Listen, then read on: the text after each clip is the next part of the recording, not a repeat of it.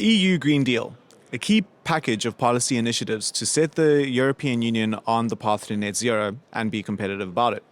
Dr. Dechamps, has the Green Deal done what it was set out to do? In what ways has it exceeded expectations, and in what ways has it not?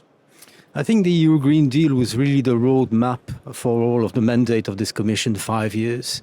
And if I had to rate what it has delivered, I would give it a very good mark. But it's not a done deal. It's not something which has an end date. In fact, the objective is to put the EU economy on the path towards climate neutrality by 2050, which is the translation of the Paris Agreement for developed economies like the EU. And what it has achieved so far is it has set very ambitious objectives.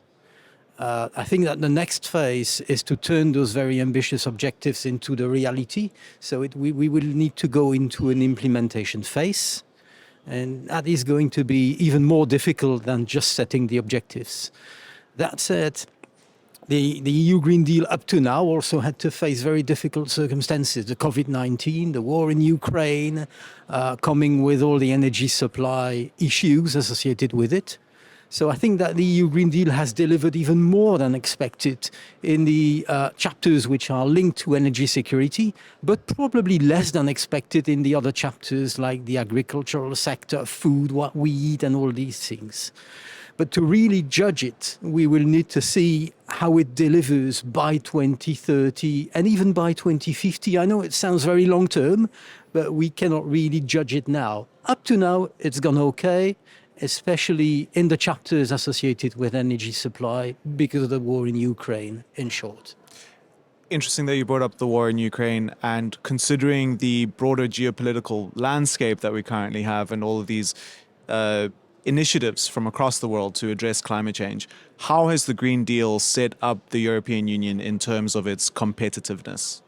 I think that competitiveness was at the core of the Green Deal from the start, in many different ways. But however, with the shock coming from the war in Ukraine and the energy supply crisis and the gas prices and all of those things, there has been a reorientation of the Green Deal towards even more competitiveness issues.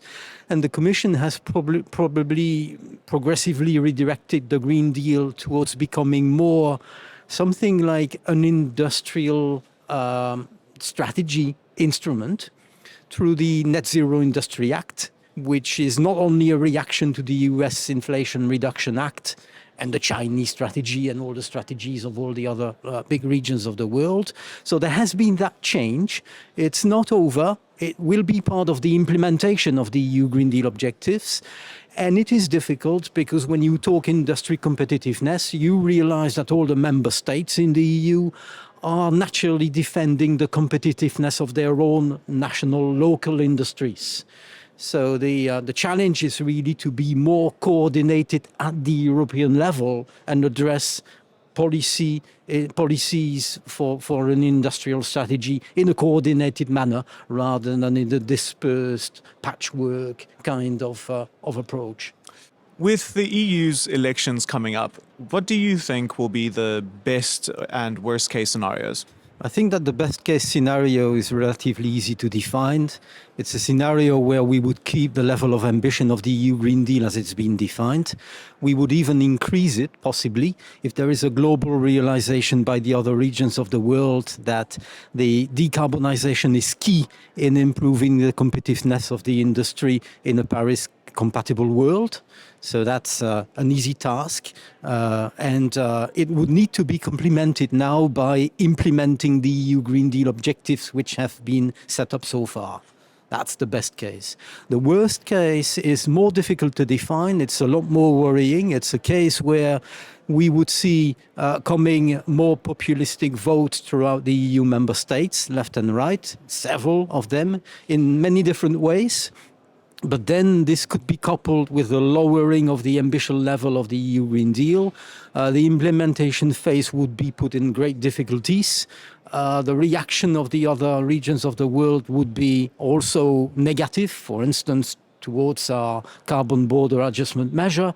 So there is a possible coalescence of negative factors around the EU elections, which would put us off course of a path towards a Paris-compatible world 2050, and this is really worrying.